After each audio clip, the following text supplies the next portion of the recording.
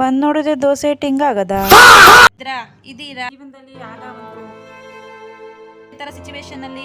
So hi hello ನಮಸ್ಕಾರ, welcome back to ಸ್ನೇಹ ಜೊತೆ YouTube channel.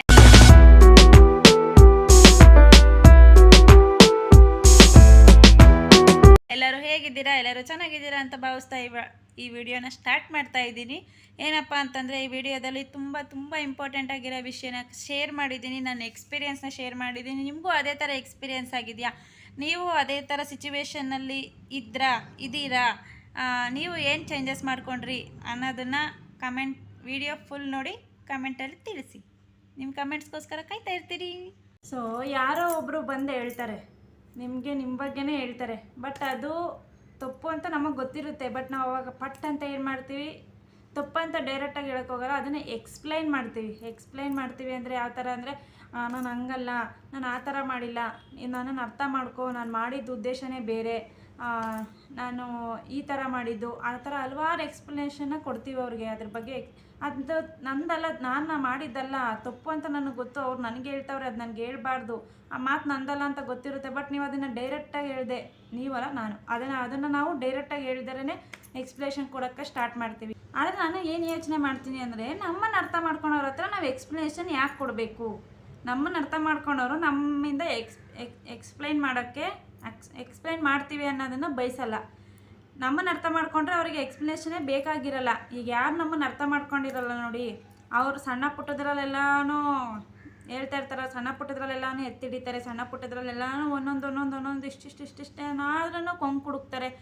ಆ ಥರದವ್ರಿಗೆ ಮಾತ್ರ ಎಕ್ಸ್ಪ್ಲನೇಷನ್ ಬೇಕಾಗಿರುತ್ತೆ. ಬಟ್ ಅದು ನಾವೆಷ್ಟೇ ಎಕ್ಸ್ಪ್ಲೈನ್ ಮಾಡಿದ್ರೂ ಅದು ಅವ್ರಿಗೆ ಅರ್ಥ ಆಗೋಲ್ಲ. ಯಾಕೆಂದರೆ ಅವ್ರು ನಮ್ಮನ್ನು ಅರ್ಥ ಮಾಡ್ಕೊಂಡಿರಲ್ಲ ಅಷ್ಟೇ.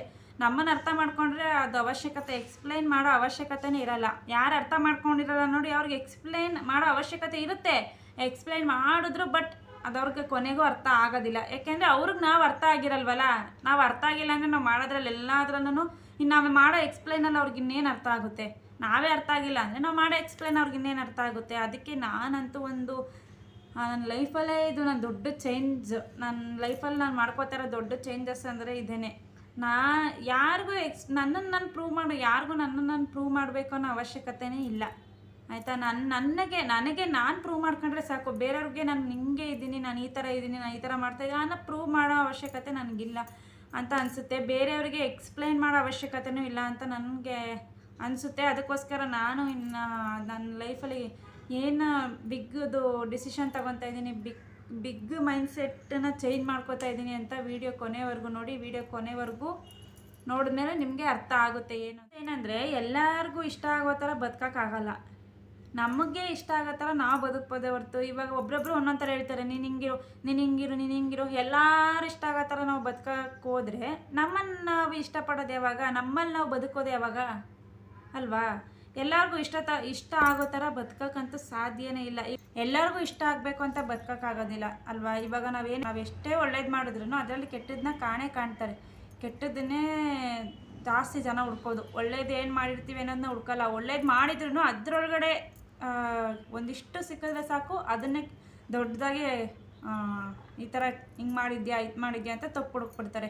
ಏನು ಗೊತ್ತಾ, ಸುಮ್ಮನೆ ಇದ್ದರೆ ಅಹಂಕಾರ ದುರಹಂಕಾರ ಅಂತ ಅಂತಾರೆ. ಮಾತಾಡಿದ್ರೆ ಇವಳು ಇಷ್ಟೊಂದು ಮಾತಾಡ್ತಾಳಲ್ಲ ಅಂತಾರೆ. ಆಯಿತು, ಅದು ಬೇಡ, ನಮ್ಮ ಪಾಡಿ ನಾವು ಕೆಲಸ ಮಾಡ್ಕೊಂಡು ಹೋಗೋಣ ಅಂದರೆ ಅದರಲ್ಲೂ ಒಂದು ಹುಡುಕ್ತಾರೆ. ಇವಾಗ ಅವ್ರವ್ರ ಅಭಿಪ್ರಾಯಕ್ಕೆ ತಕ್ಕಂತೆ ನಾವು ಬದಲಾಗ್ತಾ ಹೋದರೆ ನಮ್ಮ ನಿಜವಾದ ನಾವು ಎಲ್ಲಿದ್ದೀವಿ? ನಮ್ಮೊಳಗಡೆ ಇರೋ ನಿಜವಾದ ನಾವು ಎಲ್ಲಿದ್ದೀವಿ ಅಂತ ಒಂದೊಂದ್ಸಲ ನನಗೆ ಅನಿಸುತ್ತೆ. ಇವಾಗ ನಾವು ಅವ್ರ ಇಷ್ಟದಂತೆ ಇವ್ರ ಇಷ್ಟದಂತೆ ಎಲ್ಲರ ಇಷ್ಟದಂತೆ ಇರ್ತಾ ಹೋದರೆ ನಮ್ಮತನ ಎಲ್ಲೈತೆ? ನಮ್ಮೊಳಗಡೆ ನಿಜವಾದ ನಾವು ಎಲ್ಲಿದ್ದೀವಿ? ಇವಾಗ ಎಲ್ಲರನ್ನೂ ನಾವು ಖುಷಿ ಪಡ್ಸೋಕ್ಕಾಗಲ್ಲ. ಎಲ್ಲರನ್ನೂ ಖುಷಿ ಪಡ್ಸೋಕೆ ಹೋಗಿ ನಮ್ಮನ್ನೇ ನಾವು ಎಷ್ಟೊಂದು ಸಲ ಮರ್ತು ಬಿಟ್ಟಿದ್ದೀವಿ.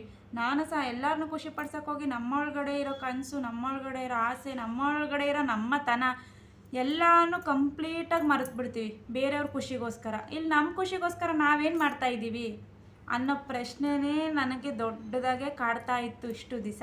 ನಮಗೋಸ್ಕರ ನಾವೇನು ಮಾಡ್ತಾಯಿದ್ದೀವಿ? ನಮ್ಮ ಜೀವನಕ್ಕೆ ನಾವು ಉತ್ತರ ಕೊಡಬೇಕೇ ಹೊರತು ಬೇರೆಯವ್ರಿಗೆ ನಾವು ಉತ್ತರ ಕೊಡೋದು ಬೇಕಾಗಿಲ್ಲ. ನಮಗೆ ನಾವು ಪ್ರೂವ್ ಮಾಡ್ಕೋಬೇಕೇ ಹೊರತು ಬೇರೆಯವ್ರಿಗೆ ನಾವು ಹಿಂಗಿದ್ದೀವಿ, ನಾವು ಹಂಗಿದ್ದೀವಿ, ನಾನು ಹಂಗೆ ಇದ್ದೀನಿ ಅಂತ ಪ್ರೂವ್ ಮಾಡೋ ಅವಶ್ಯಕತೆನೇ ಇಲ್ಲ ಅಂತ ನನಗೆ ಪರ್ಸ್ನಲಿ ನನಗನ್ಸುತ್ತೆ. ಬೇರೆಯವ್ರಿಗೆ ಪ್ರೂವ್ ಮಾಡೋದು ಅವಶ್ಯಕತೆ ಇಲ್ಲ.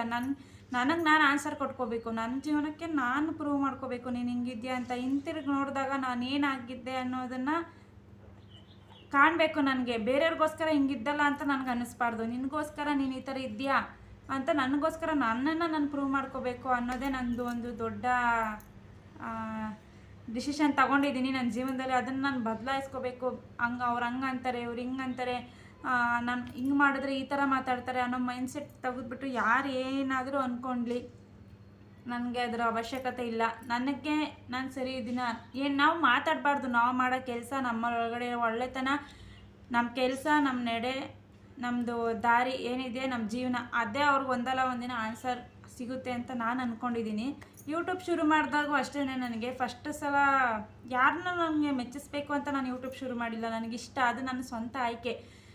ನಾನು ಏನಾನ ಮಾಡಬೇಕು, ನನ್ನ ಖುಷಿಗೋಸ್ಕರ, ನನ್ನ ಒಳಗಡೆ ಇರೋ ಖುಷಿಗೋಸ್ಕರ ನಾನು ಏನಾನ ಮಾಡಬೇಕು ಅಂತ ನಾನು ಶುರು ಮಾಡಿದ್ದೆ ಯೂಟ್ಯೂಬು.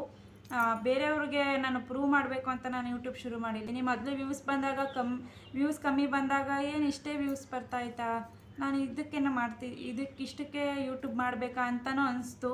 ಬಟ್ ಅದು ನಾನು ಯಾರಿಗೂ ಪ್ರೂವ್ ಮಾಡಬೇಕಾಗಿಲ್ಲ. ಅದು ನನ್ನ ಖುಷಿ. ನಾನು 10 ವ್ಯೂಸ್ ಬರಲಿ, 1000ನೇ ವ್ಯೂಸ್ ಬರಲಿ, ಅದು ನನ್ನ ಖುಷಿ. 10 ಬಂದ್ರೂ ನನ್ನ ಖುಷಿನೇ, 1000 ಬಂದ್ರೂ ಖುಷಿನೇ. ಯಾಕೆಂದರೆ ಅದು ನನ್ನ ಖುಷಿಗಾಗಿ ಮಾಡ್ತಾ ಇರೋದು. ನನ್ನ ಆಯ್ಕೆ. ನಾನು ಏನಾದರೂ ಮಾಡಬೇಕು, ಸುಮ್ಮನೆ ಕೂರಬಾರ್ದು, ನಾನು ಏನಾದರೂ ಮಾಡಬೇಕು ಅಂತ ಅಂದ್ಬಿಟ್ಟು ನಾನು ಯೂಟ್ಯೂಬ್ನ ಸ್ಟಾರ್ಟ್ ಮಾಡಿದ್ದು.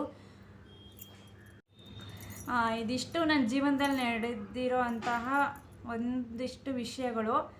ಇಲ್ಲಿವರೆಗೂ ಏನೇನು ಮಾತಾಡಿದ್ದೀನಿ ಅಂತ ನಂಗೆ ಗೊತ್ತಿಲ್ಲ. ಫ್ಲೋವಲ್ಲೆಲ್ಲ ಮಾತಾಡ್ಬಿಟ್ಟಿದ್ದೀನಿ. ಕೊನೆಯಲ್ಲಿ ನಾನು ನಿಮ್ಗೆ ಏನು ಹೇಳೋಕ್ಕೆ ಇಷ್ಟಪಡ್ತೀನಿ ಅಂದರೆ, ಯಾರಿಗೋಸ್ಕರನೋ ಎಲ್ಲರಿಗೂ ನಾವು ಪ್ರೂವ್ ಮಾಡಿಕೊಂಡು ಬದುಕಬೇಕು ಅನ್ನೋ ಜೀವನಕ್ಕಿಂತ ಎಲ್ಲರಿಗೂ ನಾನು ಏನು ಅಂತ ಪ್ರೂವ್ ಮಾಡಿಕೊಂಡು ಜೀವನ ಮಾಡೋದಕ್ಕಿಂತ ಒಂದು ದಿನ ನನಗೆ ನಾನು ಏನು ಅಂತ ಗೊತ್ತಾಗುತ್ತಲ್ಲ, ಆ ಥರ ಜೀವನನ ನಾನು ನಡೆಸಬೇಕು. ಆ ಥರ ಜೀವನನ ನನ್ನಿಂದ ನಾನು ಮಾಡ್ಕೋಬೇಕು ಅನ್ನೋದು ನಂದು ದೊಡ್ಡ ಮೈಂಡ್ಸೆಟ್ಟಲ್ಲಿ ಇಟ್ಕೊಬಿಟ್ಟಿದ್ದೀನಿ.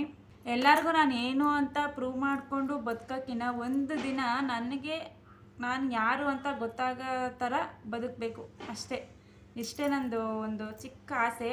ಬೇರೆಯವ್ರಿಗೋಸ್ಕರ ಪ್ರೂವ್ ಮಾಡೋದು ಬೇಡ. ನಿನಗೆ ನೀನೇನು ಅಂತ ಗೊತ್ತಾ, ಆ ಥರ ಮೈಂಡ್ಸೆಟ್ಟಲ್ಲಿ ಬದುಕಬೇಕು ಅನ್ನೋದೇ ನನಗೆ ಇರೋದು. ಎಲ್ಲರಿಗೂ ಪ್ರೂವ್ ಮಾಡ್ಕೊಂಡು ಕೂತ್ಕೊಳ್ಳೋ ಅಂಥ ಮೈಂಡ್ಸೆಟ್ನ ಇವಾಗ ತೆಗ್ದಾಕ್ಬಿಟ್ಟಿದ್ದೀನಿ. ನನಗೆ ನಾನು ಹ್ಯಾಪಿಯಾಗಿ ಖುಷಿಯಾಗಿ ನನ್ನ ಒಳಗಡೆ ನಾನು ಎಷ್ಟು ಏನು ಹೇಳ್ತಾರೆ ಅದನ್ನು, ನಂತರ ನಿಮ್ಮ ಜೀವನದಲ್ಲೂ ಆಗಿರಬಹುದು. ಆದರೆ ಸಂದರ್ಭಗಳು ಬೇರೆ ಬೇರೆ ಥರ ಇರ್ಬೋದು, ಆದರೆ ಫೀಲಿಂಗ್ ಒಂದೇ ಥರ ಇರುತ್ತೆ ಅಂತ ಅಂದ್ಕೊಂಡಿದ್ದೀನಿ ಅಷ್ಟೇ. ಇವತ್ತಿನ ವಿಡಿಯೋನ ಇಲ್ಲಿಗೆ ಎಂಡ್ ಮಾಡ್ತಾ ಇದ್ದಾಗಿತ್ತು. ಇವತ್ತಿನ ವಿಡಿಯೋ ನನ್ನ ಮನಸ್ಸಲ್ಲಿ ಮೂಲೆಯಲ್ಲಿ ಕೊರಿತಿದ್ದ ಒಂದು ವಿಷಯನ ನಿಮ್ಮ ಜೊತೆ ಶೇರ್ ಮಾಡ್ಕೊಂಡಿದ್ದೀನಿ. ಇನ್ನು ಮುಂದೆ ಇದೇ ಥರ ನನ್ನ ಲೈಫಲ್ಲಿ ನಡೆಯೋ ಸಣ್ಣ ಪುಟ್ಟ ಘಟನೆಗಳನ್ನ, ನನ್ನ ಫೀಲಿಂಗ್ಸ್ನ, ನನ್ನ ಜರ್ನಿನ, ನನ್ನ ಲೈಫ್ನ ಎಲ್ಲ ನಿಮ್ಮ ಜೊತೆ ಶೇರ್ ಮಾಡ್ತಾ ಹೋಗ್ತೀನಿ. ನೆನಪಿರಲಿ, ಇದು ಸ್ನೇಹದ ಜೊತೆ ರಿಯಲ್ ಲೈಫ್. ಆಗ ನಿಮಗೆ ಈ ವಿಡಿಯೋ ಇಷ್ಟ ಆಗಿದರೆ ಪ್ಲೀಸ್ ಲೈಕ್ ಮಾಡಿ, ಶೇರ್ ಮಾಡಿ, ಸಬ್ಸ್ಕ್ರೈಬ್ ಮಾಡಿ. ನೀವು ನನ್ನ ಜೊತೆ ಈ ಜರ್ನಿಯಲ್ಲಿ ಇರ್ತೀರಾ ಅಂತ ಅಂದ್ಕೊಳ್ತಾ ಸಿಗುವ ಮುಂದಿನ ವಿಡಿಯೋದಲ್ಲಿ. ಅಲ್ಲಿವರೆಗೂ ನಿಮ್ಮ ಸಪೋರ್ಟ್ ಹೀಗೆ ಇರಲಿ, ಇನ್ನೂ ಜಾಸ್ತಿ ಇರಲಿ. Love you, take care, bye bye.